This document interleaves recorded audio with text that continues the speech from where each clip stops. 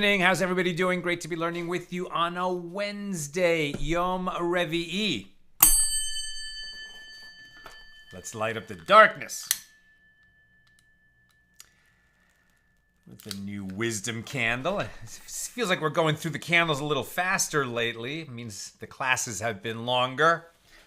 You're doing great. You're doing great. This is not easy material. Okay. Let's get, first, who's in the house on a Wednesday evening? Raining again in California. Thank God. Good for the drought. Sadly, here in LA, we don't capture the rain. Most of it just washes out to the ocean. But a lot of it is going up as snow to the mountains, and that's wonderful for Southern California. Yehudit in South Carolina, Sharon in New Jersey, Bill in Mid-Missouri, Shandora in the Bronx, Lucy in Minnesota, Nancy in North Carolina, Paula in the Great Northwest, Bella in Florida, Tom in PA, Melissa in Great Neck, Ohio, Kevin in Minneapolis, Belle in Texas, Franco in Trieste. Can't imagine what time of night it is in Italy. Welcome, Franco. Chaim in Florida. Marjorie in Georgia. Aoife in Florida. Welcome, everybody. We're continuing our journey through Tractate Bava Metzia, the 22nd volume of the Talmud. Our page is page 7, Daf Zayin. We got a good start on this page yesterday, so we're a few paragraphs from the top. And we're returning to our discussion of the actual Mishnah. Two people came to the court, clutching, right, both of them holding this garment, each one saying, I found it, and it's all mine, because, this is something that whoever the original owner was despaired of ever getting it back. So it's a finders keepers situation. But they both say they found it, and they both say that they're entitled to all of it. So we know that the ultimate outcome of that is that each one swears that he is entitled to no less than half of it, and then they divide it. Either they cut it in half or they sell it and divide the proceeds. But of course, there's many nuances to this law. Rav Tachalifa from the west, right? Always in the east. That's the Jewish community in Bava. In what was then Persia, Iran, modern Iran, and then in the west, that was the Jewish community in Eretz Yisrael, which was then part of Rome, occupied Roman Empire area. So Rav Tachlifa from the west in Eretz Yisrael taught this baraisa before Rabbi Abahu. If two people are grasping a garment, this one takes up to where his hand reaches, and that one takes up to where his hand reaches, and they divide the remainder, i.e. the part of the garment that is in the grasp of neither. They divide that equally. Rabbi Abahu indicated by means of a hand gesture that Rav Tachalifa should add, and this is with the proviso that they take the oath that we mentioned that was in the Mishna, right? So,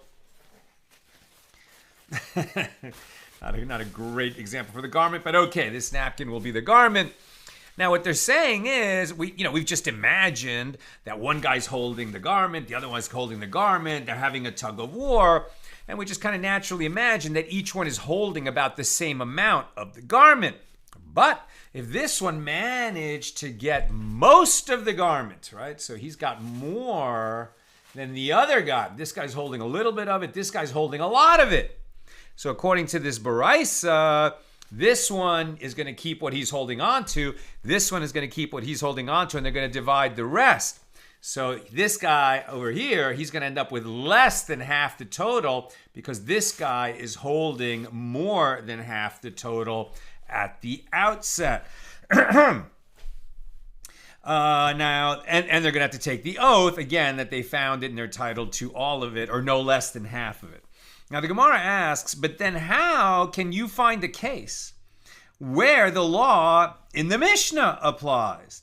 As the Mishnah teaches that they divide the whole garment between them and does not teach that this one takes up to where his hand reaches and that one does likewise, right? This baraisa is adding this extra wrinkle that they each keep as much as they're holding on to, and then they divide the rest. But a baraisa is not as authoritative as a Mishna. So if the Mishna is the law, does the Mishna therefore ignore the idea that one of them might be holding more of the garment than the other? And as long as anyone's got any piece of it, they're going to end up dividing it equally? Is that what's happening? So the Gemara asks, but then how can you find a case where the law in the Mishnah applies? As the Mishnah teaches that they divide the garment between them, and it does not teach that this one takes up to where his hand reaches and the other one does likewise. And Rav Papa said the Mishnah is discussing a case where neither of them is grasping the garment itself, but rather they are holding on to the fringes, not tzitzis, but in this case, the word is the bekarkashka of the garment. This is an Aramaic term, and this is a form of the Greek word crocus, meaning threads of wool. So again, they're holding the fringes of the garment. Therefore, each is required to take an oath, and they divide the garment between them, right? So in other words, what they're holding on to is the edges in our Mishnah. But if they were holding more of the garment than just the edge, then the Baraisa would apply. Now, Rav Misharshia said, learn a law with regard to the symbolic transfer of a cloth as a kinyan, a formal act of acquisition, from Rav Papa's statement. Okay, so let me just read this note, right, about using a cloth to make a kinyan. Transferring ownership by means of a cloth is a mode of transaction rooted in the principle of trading property. In other words, we've seen that just because you paid for something and he took the money doesn't mean that you acquired full possession of the thing that you're buying. And that protects you, actually, because if you haven't acquired it yet, then if something happens to it before it comes into your possession, the seller is still going to be responsible for it. So the moment when the thing actually changes hands, right, is where you either get the object into your possession or you lift the object, symbolically showing that you've taken possession of it. We've seen this before. If a person's buying a horse, he takes the reins of the horse and leads the horse a couple of steps. Or let's say that one person is trading a piano for a dresser. Okay, so neither one of them is going to lift neither the piano nor the dresser. So how are they going to make the kinyan on this? Is it only when the guy actually brings his movers and they lift it onto the wagon and take it off? No, what they're going to do is they're going to make a transfer of a small piece of cloth, and they're going to make the formal act of acquisition with this cloth. When two people trade items, the formal acquisition of one of the items automatically transfers ownership of the second item as well, because it's a trade. Now, while people naturally trade items of equal value, it is not necessary that the items be of equal value. It is not necessary that they be of equal value. And therefore, a formal mode of transaction by means of a cloth developed as an extension of the principle of trading. Excuse me.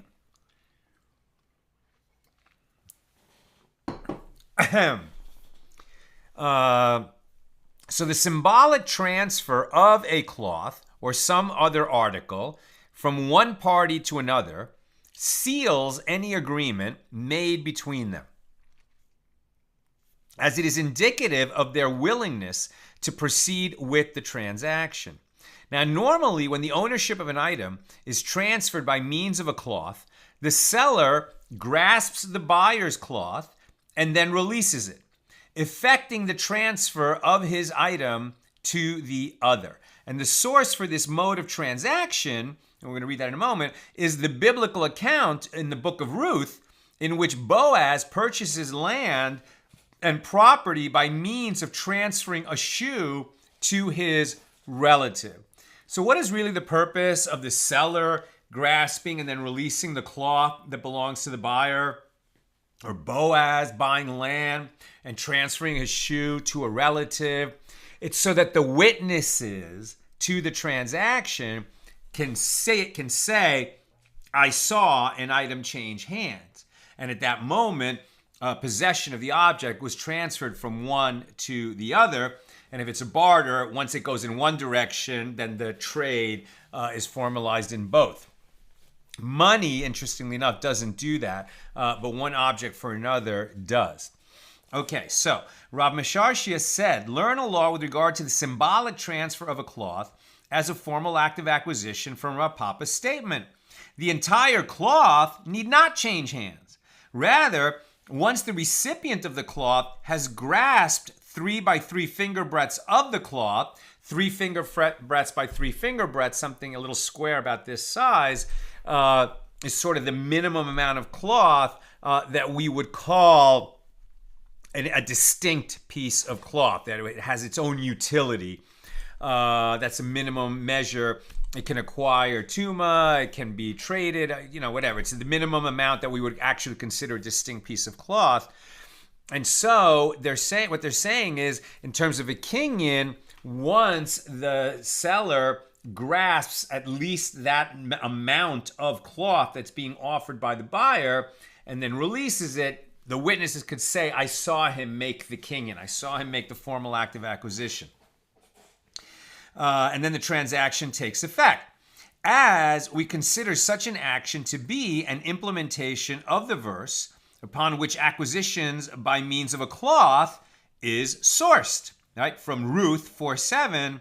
Now this was the custom in former times in Israel to confirm all things. A man drew off his shoe and gave it to his neighbor, and this was the attestation in Israel, right? That was something that could be witnessed, that the witnesses saw, an object changed hands. And so land, right, it's very different. How you're going to show that land has changed hands? You're going to make this symbolic transfer on a cloth, or they used to do it with a shoe. Later, the sages said a cloth is enough. But the source for that, so interesting, is from the Book of Ruth, when Boaz bought land for money, but the transaction, the transfer didn't take place until it was symbolized by the public removable and transfer of a shoe. Now, this is because such an amount. Now, why do you need to have the 3 finger breadths, that minimum amount of cloth? This is because such an amount of the cloth is significant enough to be considered as though it were severed from the rest of the cloth, and therefore, when the recipient grasps it, it affects the acquisition, even though the rest of the cloth is still in the hand of the other party. That I told you that when the buyer is taking possession of something from a seller, that the kinyan is going to be that the buyer offers a cloth, the seller is going to grasp the cloth and then release it. He doesn't have to actually take the handkerchief and keep it, but he has to grasp at least this much of it, right? And that makes sense. It's consistent with what we're talking about, 2 people holding a garment and claiming that they have possession of all of the garment, even though they're only holding, a portion of it. Now the Gemara asks, but in what way is this case different from the ruling of Rav Chisda? As Rav Chisda said, in a case where the husband placed a bill of divorce in his wife's hand and a string attached to the bill of divorce remained in his hand, if the husband can still pull the bill of divorce, the get, out of her hand and bring it to him, she is not divorced. And if he is not able to do so, for example, if the string is too flimsy, then she is divorced. And this indicates that as long as part of the bill of divorce remains in his hand, it is not considered as though he gave it to her, right? So a get is a bill of divorce. When a Jewish husband is divorcing his Jewish wife, he gives her that bill of divorce. He has to hand her that piece of paper. We discussed this in Tractate Gittin. Could it be sent by an agent? Could it be received by an agent? But, basically the law is he has to give her that bill of divorce, and when she receives it, they are divorced. Now, what this law is telling you is that if he's holding on either to the paper itself or even to a string that's attached to the paper, like literally strings attached, right, to the get when he gives it to her, if it's such a flimsy string that she can, grasp the whole get, and if he pulls the string, it's just gonna, break, or the knot will break, whatever. It won't pull the get out of her hand. Then they're divorced. But if the string and the attachment and the knot are strong enough that if he were to pull that string, the get would come back into his hand, out of her hand, then they're not divorced, because a strings attached divorce is not a divorce. And why is it not a divorce? Because what is the purpose of divorce? To make a complete and final severance of the marriage between the two of them. That is required before she can go off and remarry, right? As long as she's got some kind of attachment to this husband, like if he gives her a conditional divorce, like this is your get on condition that you never have a beer again, that's not a divorce, because his condition is going to affect her for the rest of her life. So he's got a string, as it were, attached to her. But if he says this is your get on condition that you don't have a beer, or you don't have a drink for 30 days, okay, then she doesn't have a drink, and at the end of 30 days, it's over, it's severed, and she's free to go remarry. So why is that relevant here? Because it seems like, well, if he's holding on to the get and she receives it, even if she's got the whole thing except for one little piece of string that's attached to it, which is what he is holding on to, it seems that she hasn't fully acquired the get, and the divorce is not final. So how can you say that we're going to use as a symbol of formal acquisition that somebody is holding a cloth and the other person just has to grab part of the cloth, and then he releases it, and now acquisition has been effected? If in the bill of divorce you have to have a complete transfer of something in order for the divorce to go through, how is it that in purchase and sale or barter it can go through when somebody hasn't grasped the whole thing? And how is it that people can claim they own a whole thing when two of them are holding it together in our Mishnah here in chapter 1? Well, what the Gemara is now going to explain is divorce is different. And the Gemara answers there, in the case of a bill of divorce, we require that it accomplish a complete severance between the husband and wife. And as long as the husband continues to have some hold on the bill of divorce, there is no complete severance. By contrast, here in the case of a transaction by means of a cloth, we require an act of giving. And there is a valid act of giving, even if only part of the cloth was given. Rava says, even if the garment was fashioned with gold thread, they divide it. And the Gemara asks, so now imagine just the original case from our Mishna at the beginning of the chapter, two people holding a garment, each claiming they found it and they have full ownership of it. And the only difference now is that the garment that they're holding on to is quite valuable, right? It has a lot of gold thread in it. So Rava says, if the garment was fashioned with gold, they divide it. The Gemara says, well, isn't that obvious? Why would a gold garment have a different law? And the Gemara answers, no, it is necessary to state this law in a case where the gold is in the middle of the garment, and neither in one's hand nor in the other. The part that they're clutching is the edge, the gold is in the middle. So the Gemara challenges, so this too is obvious. The law is that they divide the remainder. The Gemara answers, no, it is necessary to state this law in a case where the gold is closer to one of them, though not in his grasp. Lest you say that the one to whom the gold is closer can say to the other, divide it in this manner along the middle of the garment between us, leaving most of the gold in my possession. Rava therefore teaches us that they divide the gold equally. And the reason is that the other litigant can say to him in response, what did you see that led you to divide in that manner? For example, lengthwise, divided in this manner, widthwise, so that the gold will be divided equally between us. Now the sages taught in a baraisa, in a case where two people, a creditor and a debtor, are grasping a promissory note, and the creditor says, the promissory note is mine, as the debt has not yet been repaid, and I merely dropped it and I subsequently found it. And the debtor says, the promissory note was once yours, i.e. you lent me the money, but I already repaid you, and you therefore gave me the note. In that case, the promissory note must be ratified through its signatories for the creditor to collect the debt. In other words, the court must first ascertain the validity of the promissory note by verifying that the signatures of the witnesses are authentic. And this is the statement of Rebbe. Now, this promissory note has all kinds of complexity associated with it. Originally, I lend you $100. In order to make sure that I get paid back, we write a promissory note. We write it in front of witnesses, and you promise to pay me back the $100 that I lent to you. I'm going to hold the promissory note because I'm going to use it to collect the $100 from you at some point in the future.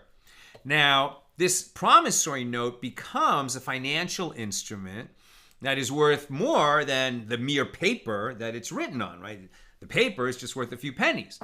But as a ratified promissory note signed by witnesses, etc., it's worth $100 if I indeed can use it to collect $100 from you.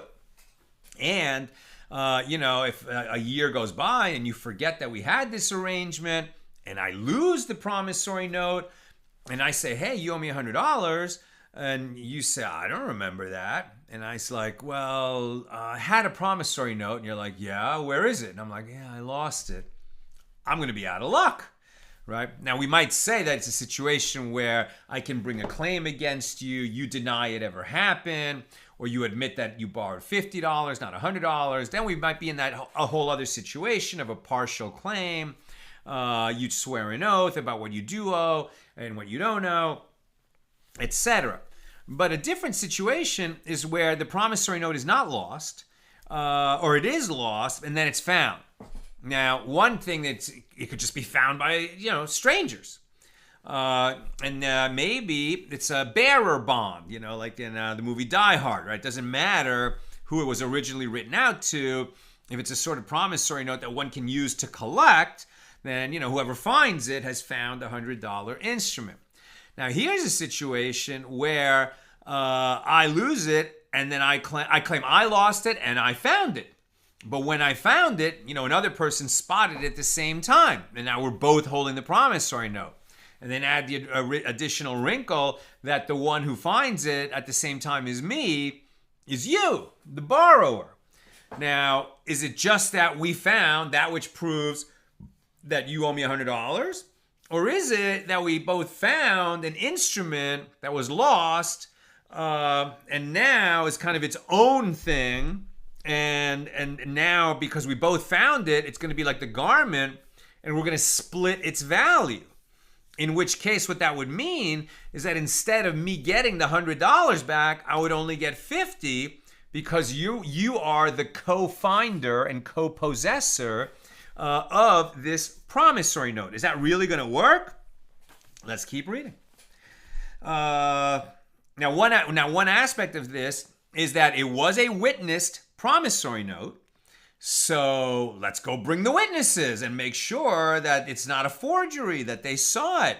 Now, maybe that's going to go a long way and allow me to collect the full debt, or maybe not. Rabban Shimon ben Gamliel says, the creditor and the debtor, because we both found it together, right? The creditor and the debtor divide the debt attested to in the promissory note, i.e. the debtor is liable to pay half the amount due to uncertainty as to who is telling the truth, right? Remember that here the debtor is saying, I already paid you back, right? Now at the time, just as I want to protect myself when I lend you $100, and so we create a promissory note, then when you pay back the $100, you want to get that promissory note back so that I can't come and, try to collect it from you again. Or at the very least, you want to get a receipt that is a written instrument and witness that says, you paid me back, right? And so that would be your evidence if I ever tried to bring this promissory note again. So in this case, there's only the one promissory note. I say you still owe me. You say you paid it, okay? So Rabbi Shimon ben Gamliel says, since we don't know who's telling the truth, they divide it. Now, if a promissory note fell into the possession of a judge, and the two parties do not agree as to which of them it belongs, either to the creditor and the debt has yet to have been repaid, or to the debtor and the debt has already been repaid, then, because they're arguing about this, and the promissory note is now in the possession of a judge, it may never be removed from the judge's possession to collect the debt until proof is provided one way or the other. So Rabbi Yosei says the promissory note retains its presumptive status of validity, and the litigants proceed in accordance with its contents. The Gemara discusses this baraisa. The master said that the promissory note must be ratified through its signatories, the witnesses who signed the promissory note. And does this indicate that once it is ratified, the creditor collects the entire debt? So we can show that originally it was an authentic promissory note, therefore I can collect? But you're saying you already paid it back. I'm saying you never paid it back. One of us is lying. One of us maybe is just making an error through faulty memory, but at any rate, both of us can't be right. I say you never paid me back. You say you did. So first what we're going to say, right, Rebbe is saying that we have to ratify it, right? So let's first make sure that the underlying promissory note is authentic. So let's bring in the witnesses who were there when it was drafted.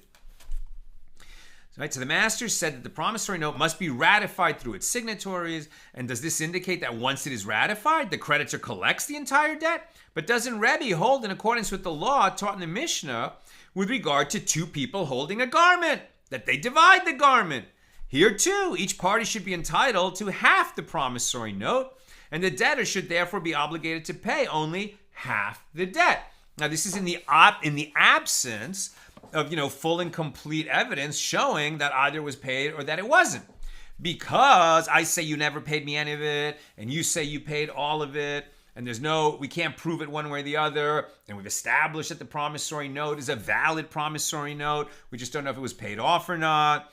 That's why it becomes akin to two people holding the garment, and we're going to divide it.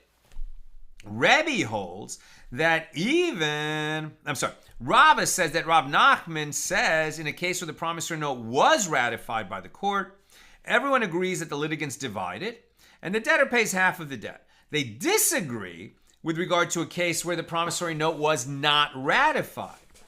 Rebbe holds that ratified means we go and find the witnesses or people who know the witnesses and can attest that those signatures are valid.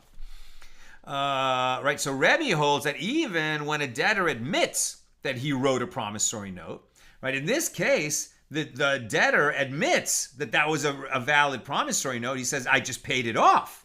So maybe we don't even need to ratify it, right? So Rebbe holds that even when a debtor admits that he wrote a promissory note, the creditor must still ratify it in court in order for the creditor to collect the debt. And therefore, if he ratifies the promissory note in court, he divides it with the debtor. And if he does not ratify it, he does not divide it with the debtor. If he is unable to ratify the signatures of the witnesses, he receives nothing, even if the debtor admits that he borrowed the money. What is the reason for Rebbe's opinion? He holds that an unratified promissory note is merely a shard, not worth the paper it's printed on. Who renders this document a valid promissory note? Hold on a second. And who renders the document a valid promissory note? The debtor does when he says, no, it's true, I did borrow the money. He's just claiming he paid it back. So he's admitting that he borrowed. That would seem to render the promissory note valid. The validity of the note in this case is solely dependent on the corroboration of the debtor and doesn't, because it was not ratified. The validity of this note then is solely dependent on the corroboration of the debtor. And doesn't the debtor say that the debt mentioned in the promissory note was repaid? Therefore, the note is worthless unless it is ratified by the witnesses in court.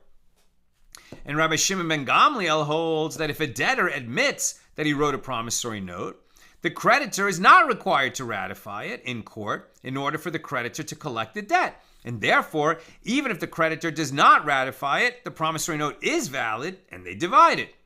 It is taught in the Baraisa that if a promissory note fell into the possession of a judge, it may never be removed from his possession until proof is provided, right, that it is a valid note and proof is provided as to whether it's been paid off or not. Now we're on 7b, and the Gemara asks, what is different about the case where the promissory note fell into the possession of a judge, such that the creditor cannot retrieve it to collect the debt? And Rava said, this is what the Baraisa is saying, but in the case of another individual who is neither the debtor nor the creditor, who found a promissory note that had already fallen into the possession of a judge, it may never be removed from his possession until proof is provided. And what are the circumstances? What does it mean that the promissory note had fallen into the possession of a judge? It is a case where the court wrote in the promissory note a ratification certifying that the court examined and ratified the note, and it can be used to collect the debt. And the reason that the Baraisa refers specifically to these circumstances is that it is not necessary to state that in a case where there is no ratification written in the promissory note, that the creditor cannot use it to collect the debt, as it can be said that the debtor wrote the document because he intended to borrow the money, but he ultimately did not borrow it. Rather, the Baraisa states that even in a case where there is a ratification written in the promissory note, as it is now a ratified promissory note, the finder should not return it to the creditor, as we suspect that it has already been repaid, and then that it was already repaid, and then the debtor lost the promissory note, and the creditor found it and is trying to get paid again. So the Gemara discusses the continuation of the Baraisa, and Rabbi Yosei says the promissory note retains its presumptive status. The Gemara explains, and we do not suspect that there was repayment. Had the debt been repaid, the debtor would have immediately torn up the promissory note so that this couldn't happen. So the Gemara asks, but does Rabbi Yosei not suspect that there was repayment? But isn't it taught in a Baraisa? If one found a marriage contract. Now, earlier we talked about a get, a bill of divorce. Now we're talking about a kesuba. Some would pronounce it ketuba, which is the marriage contract, right? So when a Jewish man and a Jewish woman get married, so he's got to make a promise of a minimum amount of money, should he die or should he divorce her, that she will receive. There was a minimum set amount that we talked about, 100 dinars or 200 dinars or 400 dinars, etc. But they could have agreed to a much larger sum. And they are not permitted to be married if they don't have a kesuba, formalizing their marriage. Okay, and this protects her. This is 100% to protect her. Now, isn't it taught in a Baraisa? If one found a kesuba in the marketplace in a case where the husband admits that he has not yet paid the amount written in the contract to his wife, the finder must return the document to the wife, right? Because it protects her. In a case where the husband does not admit this, but instead claims that he has already paid the amount written in the contract, which would mean that they're divorced, the one who found it should not return it to this one, the husband, or to that one, the wife.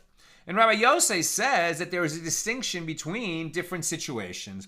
If the wife is still under the auspices of her husband, meaning she's still married to him, then this finder, the one who found the marriage contract, must return it to the wife, because presumably the husband did not pay her the amount specified in the marriage contract during their marriage. If the wife was widowed or divorced, he should not return it to this party, the husband, or his heirs, or to that party, the wife, as perhaps she already received payment and the contract was later lost by her husband or his heirs. So in this case, Rabbi Yosei suspects that there was payment. So the Gemara answers, reverse the order of the Tanaim in the Baraisa and teach it like this. If the promissory note fell into the possession of a judge, it may never be removed. This is the statement of Rabbi Yosei. And the rabbis say it retains its presumptive status. And the Gemara asks, if so, the contradiction between the statement of the rabbis in this baraisa and the statement of the rabbis with regard to the case of a marriage contract is difficult. Whereas according to the amended version of the baraisa, the rabbis do not take into account the possibility that the debt was repaid. In the case of the marriage contract, the rabbis do take this possibility into account. So the Gemara resolves the problem. The baraisa that discusses the marriage contract is entirely in accordance with the opinion of Rabbi Yosef. It contains no dispute. And the baraisa is incomplete. And this is what it is teaching. In a case where the husband does not admit that he did not pay the marriage contract, the one who found it should not return it to this party or to that party. In what case was this statement said? It is said in a case where the woman was widowed or divorced. But if she is still under the auspices of her husband, the finder must return it to the wife. As Rabbi Yosef says, if she is still under the auspices of her husband, the finder must return it to the wife. If she was widowed or divorced, he should not return it to this party or that party. And Rav Papa said, actually, do not reverse the opinions in the baraisa, but instead resolve the contradiction differently. Rabbi Yosef was telling the rabbis what the law should be in the case of a marriage contract according to their statement, i.e. according to their opinion, that one who finds a promissory note needs to take into account that the debt may have been repaid already. So his statement should be understood as follows. In my opinion, even if she was widowed or divorced, we do not suspect that there was payment. But according to your opinion, concede to me in any event that while she is still under the auspices of her husband, the finder should return the document to the wife, as the marriage contract is not yet subject to payment. Since the husband is not yet liable to pay, it is unlikely that he paid. And the rabbi said to him in response, even if they are still married, say that he gave her bundles of money, and in exchange, she gave him back the marriage contract. So if the finder then returns the marriage contract to the wife, that would enable her to collect the sum twice. He prepaid the kasuba while they were still married. And the rabbis, and Ravina said, actually reversed the order of the Tanaim in the first baraisa, which discusses one who finds a promissory note, and resolved the contradiction between the different statements of the rabbis in a different way, like this. The reason for the opinion of the rabbis here that a marriage contract cannot be returned to the wife is that we suspect that the husband wrote two marriage contracts. After the first marriage contract was lost, the husband had to write a second one in its stead, because a couple cannot be married and not have a marriage contract. It's considered licentious because the woman is not provided for and not protected. So they have to have a marriage contract. If they lose the kasuba, they need to get another one. So returning to the wife, the marriage contract that was found would enable her to collect twice because it was presumed lost. That's why they wrote a second one. If it was then found, she could collect using two different documents. Let's say once he dies, she could come to the estate twice and collect twice. And we want to prevent that. And Rabbi Yosef holds that it should be returned to the wife because he does not suspect that the husband wrote two marriage contracts. In his opinion, that is a rare occurrence, and we don't legislate based on rare occurrences. Rabbi Elazar says, with regard to the dispute between Rabban Shimon ben Gamliel and Rebbe, in the case of a creditor and a debtor both grasping a promissory note, Rabban Shimon ben Gamliel holds that they divide the promissory note evenly, specifically in a case where both are grasping the standard part of the promissory note, i.e. the part that contains the standard formulation of the note, or where both are grasping the essential part of the promissory note, where the names of the creditor and debtor are written, as well as the amount owed and the date. But if one of them is grasping the standard part and the other one is grasping the essential part, they divide the promissory note between them based on the section that each of them is holding. This one takes the standard part and that one takes the essential part. And Rabbi Yochanan says, actually, they divide everything equally. And the Gemara asks with regard to Rabbi Yochanan's statement, and does he hold that this is the law even in a case where one is grasping the standard part and the other one is grasping the essential part? But isn't it taught in a baraisa that was cited above with regard to a garment? This one takes up to where his hand reaches, and that one takes up to where his hand reaches. Well, here as well, if one is grasping the standard part and the other is grasping the essential part, they should take the parts that they are holding. And the Gemara answers, no, this law that Rabbi Yochanan stated is necessary for a case where the essential part is located in the middle. He was not discussing the case where one was grasping the standard part and the other was grasping the essential part. In that case, you would agree that each takes the part that he's holding. So the Gemara asks, if so, what is the purpose of stating that they divided equally? That is obvious. And the Gemara says, no, it is necessary in a case where the essential part of the document is closer to one of them, lest you say that the one to whom the essential part is closer can say to the other one, divide it in this manner, leaving the essential part on my side. Rabbi Yochanan teaches us that the other one can say to him in response, what did you see that led you to divide it in that manner? Divide it in this manner so that we will both share the essential part. Rav Achav Difti said to Ravina, according to the opinion of Rabbi Lazar, who says that this one takes the standard part and that one takes the essential part, why do either of them need it? Does he need the half? Does he need half of the document to cover the opening of his flask? Having half of a promissory note is of no legal consequence. You know, you call it the essential part, but the essential part without the standard part is nothing. And the standard part without the essential part is nothing. So what is he going to use it for? Just a piece of paper, a parchment that he could use to cover a flask? As a promissory note, it's worth nothing. Ravina said to him, the division in question is not division of the document itself, with each taking half of the paper. It is a division of its monetary value, as the value of each section of the promissory note is compared to the value of the other. The one grasping the essential part of the promissory note, which contains the date, can say this. Consider a promissory note that has the date written on it. How much is it worth?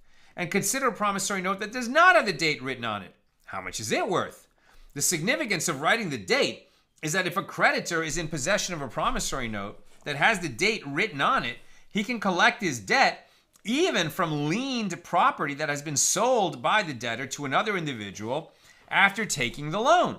But if a creditor is in possession of the other kind of promissory note, i.e. one that does not have the date written on it, he cannot collect his debt from liened property because he cannot prove that when the purchaser bought that field, he should have been aware that that field had been mortgaged to possibly serve as collateral on a loan that had been, made earlier. You can make that claim if the loan, the promissory note, is evidence it has the date on it. If there's no date on it, then the purchaser of the field can say, I don't know when you borrowed that land and you claim that my field that I now own, that you can grasp it as collateral for this loan that you extended to the previous owner of the field, because I don't know when you wrote that loan, so you can't have my field. For it to be used to collect land that has been liened, the promissory note must have the date on it. Right? So that's why the date is so important.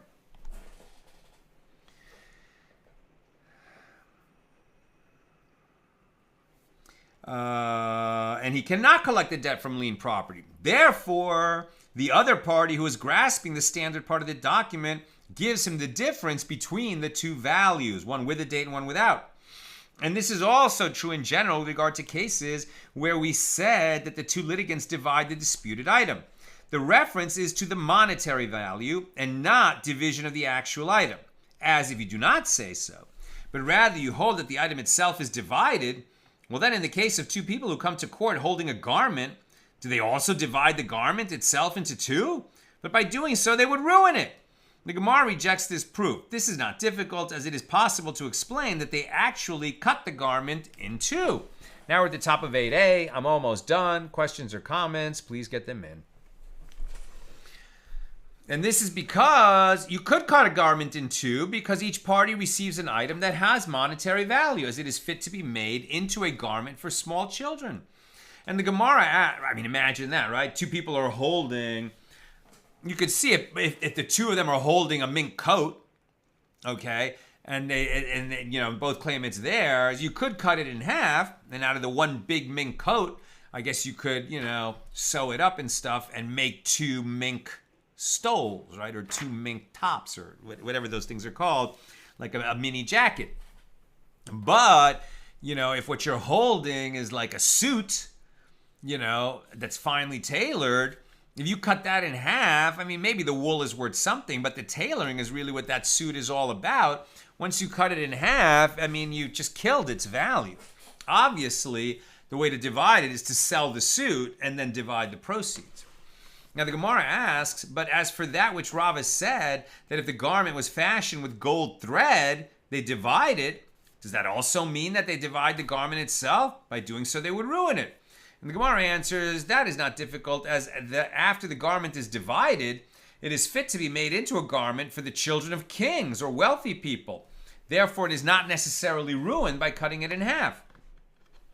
And the Gemara asks, but with regard to that which we learned in the Mishna, Mishnah number 1 here of chapter 1 on page 2a, if two people were sitting on an animal and each of them claimed, in addition, there were other cases in the Mishnah than just the two people holding a garment. So the Mishnah also said, if two people were sitting on an animal and each of them claims to own the entire animal, so they each take an oath and divide the animal, does that also mean that they cut the animal in half? By doing so, they would ruin it. Granted, if it is a kosher animal, it is fit to be slaughtered and the meat could be divided between them. But if it is a non-kosher animal, slaughtering it and dividing the carcass would ruin it and render it worthless. Because Jews could not eat this meat Jews couldn't eat it because it's a non-kosher animal. It's obviously worth much more as a beast of burden. So rather, clearly, they sell the animal, they sell the garment and divide its monetary value. And here too, in the other cases where the ruling is to divide the item, it means that the litigants divide its monetary value and not the item itself. Okay, that's what we've got today. Let's take a couple of questions. Tom, regarding the garment, as someone asked on a different Talmud group, why didn't they try to find its owner? And I think the answer can only be they did. They did, because we all have an obligation to return a lost object. This would have to be a situation where the object, doesn't have the kind of markings that would make it findable. It's a little bit too standard. For whatever reason, it washed up on shore, and we can assume that the boat, that the original owner was on sank. Whatever the conditions are, it would give rise to the assumption that the original owner has despaired of ever retrieving it, or the original owner doesn't exist anymore. For whatever reason, returning it is not an option. If it was an option, that would be the first thing that they need to do. Then they might have the opposite argument. Who is going to be responsible for taking care of the animal and getting it back to its owner? Now they both want the other one to take it, right? But yeah, there is an obligation to return it. It must be that obligation has been taken off the table for some reason. Tom also says, does the shoe have any connection to the other shoe ritual, chalitza? Right, so when a man dies, leaving no children but a wife, and he also has a brother, and so she and the brother, the widow and the brother, have an obligation to marry, and that their first child will be considered the heir of the brother who died. That's called yibum. He is the yavam, she is the yavama, but they don't have to get married. It would be nice if they did for the sake of the brother who died childless, but maybe they can't stand each other. No one's going to force a marriage on people that don't want to be married to each other. So in order for her to be free to go and marry whoever she wants, they perform this ritual called chalitza, where publicly, right in front of witnesses, she removes one of his shoes from off his foot, and says, this is a man who did not build up the house of his brother, and now he's a man whose shoe has been removed, meaning he went through the public chalitza ceremony, and now, she can go marry whoever she wants. It's interesting, the question that we were also saying that in the Boaz situation in Ruth, where the shoe being removed was just used like a kinyan, to make a public, so that it was witnessed by the public that land had changed hands. Are these things related? I think they're definitely related in the sense that we want the witnesses who were present to remember what happened in case they're asked to testify about it, 10 years later, 15 years later, 20 years later. So I think both things could, require witness testimony later, and that's why there's a bit of a spectacle involved. I think that's really the common denominator. Sharon, why couldn't they use the oath system, as we've previously discussed, borrower concerns rather than a promissory note? I mean, I think that I think the reason they're bringing in the promissory note is because it's very interesting to discuss the legal ramifications of the promissory note being the found object. I guess you're asking, now that they have found the promissory note, why not bring in the oaths as well, to say, well, you claim you paid it off, he claims you didn't. They both swear an oath and then split it. I think that is what's being said.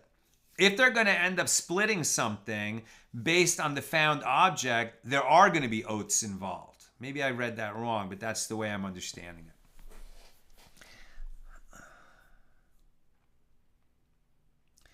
Joseph says, these acquisition practices from the Book of Ruth might have been a sort of oral Torah at the time, or maybe just local customs minhag at the time. That's a great question. The oral Torah, right, goes back to Mount Sinai. Right? They weren't calling it the Mishna yet. They weren't calling it the Gemara until much later. But there were certain oral laws. There definitely was an oral tradition. There definitely was a Torah Shebal Peh, right? The Torah of the mouth, the oral Torah. But are we saying that custom, of them using the shoe to signal a transfer of land, had that been incorporated into the oral Torah at the level of halacha, or was it still a custom that would eventually become a halacha, a law? What sort of stage was it at? A custom that is a custom for long enough will eventually acquire the force of law. So it's a great question. I'm not sure. I mean, it's old enough that it's written into scripture, right? In the Book of Ruth. It's quite a bit later than the Torah or the Book of Joshua, or even the Book of Judges, but not so much later, right?